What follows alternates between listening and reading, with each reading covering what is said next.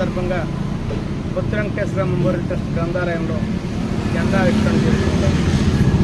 ఇది ప్రపంచ కార్మికుల పోరాట దినం అయినప్పటికీ కార్మిక కర్షక పీడిత వర్గాలకు సేవ చేసేందుకు తన న్యాయవాది వృత్తిని కూడా వదిలేసి పేద ప్రజల పక్షాన, పీడిత ప్రజల పక్షాన పోరాడినటువంటి కమిటీ బొత్స వెంకటేశ్వరరావు, రుద్రాక్షపల్లి గ్రామం.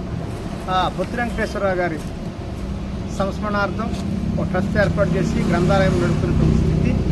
ఆయన ఆశయ సాధన ఏదైతే ఉందో, పీడిత తాళిత ప్రజల రాజ్యం కొరకు ఆయన చేసినటువంటి పోరాటాన్ని, ఆయన చేసినటువంటి త్యాగనివృత్తిని ప్రజలకి చెప్పేందుకు, వివరించేందుకు ట్రస్ట్ శక్తుల ప్రయత్నం చేస్తూ ఉంది. అందులో భాగంగానే మేడేనుగో కూడా జరుపుకుంటా ఉంది.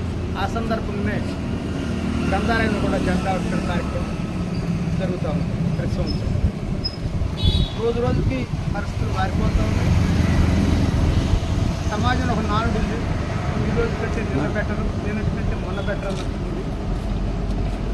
స్వతంత్రం వచ్చి 40 ఏళ్ళు వచ్చినప్పటికీ కూడా ఈనాటికి పరిస్థితులు మెరుగుపోగా ఇంకా దుర్భరమైనటువంటి స్థితి ఉంది.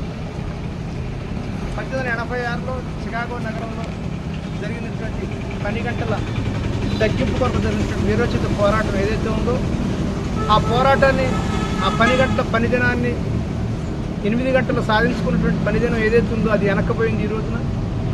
ఈరోజు సెంట్రల్ ప్రభుత్వం అన్ని లేబర్ కోడ్లు రద్దు చేసి 4 లేబర్ కోడ్ ద్వారా 12 గంటల పని విధానాన్ని అమలు చేస్తూ ఉన్నాయి. వాళ్ళు బీజేపీ పాలిత రాష్ట్రాలు ఆల్రెడీ అమల్లోకి వచ్చినది. ఇది చాలా డేంజర్ అయినటువంటి స్థితి. ఉన్న ఉద్యోగాలన్నీ తీసేస్తూ ఉన్నారు. అది రెండోది. ఇకపోతే మనువాదం పేరు మీద మొత్తం అన్ని వ్యవస్థలని వాళ్ళే మేనేజ్ చేస్తున్నారు. ఒకప్పుడు న్యాయ వ్యవస్థ ఏదో కొద్దో గొప్ప ఉండేది. ఇవాళ న్యాయ వ్యవస్థను కూడా వాళ్ళు మానిటర్ చేస్తున్నారు. అమిల్ కురేది అనేటువంటి ఆయన్ని ఈయాటికి జైల్లోనే ఉన్నాడు. కనీసం బెయిల్ కూడా ఇవ్వనటువంటి స్థితిలో ఈరోజు కోర్టులు ఉన్నాయి. అంతేకాదు ఏదిగా కూడా ఈనాడు సవ్యంగా నడిచే స్థితి ఈనాడు దేశంలో లేదు. రానున్న పరిస్థితుల్లో ఇది కూడా మృత్యువైనటువంటి స్థితి ఉంది. ఈనాడు అమెరికా యుద్ధం జరుగుతూ ఉంది. అమెరికాకు సంబంధించిందే కాదా యుద్ధం, భారతదేశం నుండి ప్రపంచంలో నుండి ప్రతి పౌరుడికి అది నష్టమైనటువంటి, అన్నీ విపరీతమైనటువంటి రేట్లు పెరిగిపోవడము, అందుబాటులోకి రాకపోవడము, అన్ని బ్లాక్ మార్కెట్కి వెళ్ళిపోవడము, యుద్ధాన్ని మోడీ ప్రభుత్వం సపోర్ట్ చేయడము, ఇవన్నీ చూస్తే కూడా అసలు మానవుడు బతకడానికి కూడా ఏమాత్రం అవకాశం లేనటువంటి స్థితి ఉందని అనిపిస్తూ ఉంది. చైనా, రష్యాలు, ఇరాన్ పక్షాన లేకపోతే పరిస్థితి ఇంకా ఇంకో రకంగా ఉండే స్థితి ఉంది.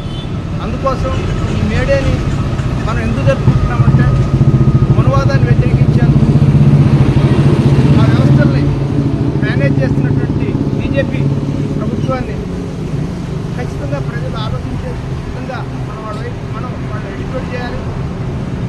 ఆ రకంగా ఎడ్యుకేట్ చేస్తూ హక్కులు కాపాడుతున్నట్టు కార్మికుల రక్షణ కోసం పనిచేస్తున్నారు. ఆ వైపు మీరు పనిచేస్తారని రాబోయే రోజుల్లో గడ్డు పరిస్థితులకు వ్యతిరేకంగా నిలబడాలని, ఒక్కడు ఉన్నా, ఇద్దరు ఉన్నా, ముగ్గురు ఉన్నా అనే సమస్య కాదు. మొత్తం ప్రపంచంలో జరుగుతున్నటువంటి పీడిత తాండ్రి ప్రజలకు జరుగుతున్నటువంటి నష్టాన్ని వివరిస్తే మనం లక్ష్యంగా పెట్టుకోవాలి. కార్మిక రాజ్యం కోసం మనం ఒక్కరు ఉన్నా, ఇద్దరు ఉన్నా నిరంతరం కృషి చేస్తూనే ఉండాలి. ఆ వైపే మనం పోరాటం చేయాలి. పేదల పక్షానే మాట్లాడాలి. మన గొంతెప్పుడు ప్రజల పక్షానే ఉండాలి, పేదల పక్షానే ఉండాలి. మనకి పేదలే రాజులు, పేదలే ఇంకోటి వాళ్ళని విడిచిపెట్టి మనం ఏం బయట ఉండకూడదు. కాబట్టి కార్మిక కర్షక రాజ్యం కొరకు మీరు ఉన్నటువంటి సంఘాల్లో, మేము ఉన్నటువంటి సంఘాల్లో ప్రయత్నం చేసి ఈ సమాజ మార్పు కృషి చేస్తుందిగా కోరుతూ ఈ కార్యక్రమానికి వచ్చి విజయవంతం చేసినందుకు అందరికీ అభినందనలు తెలియజేస్తాను.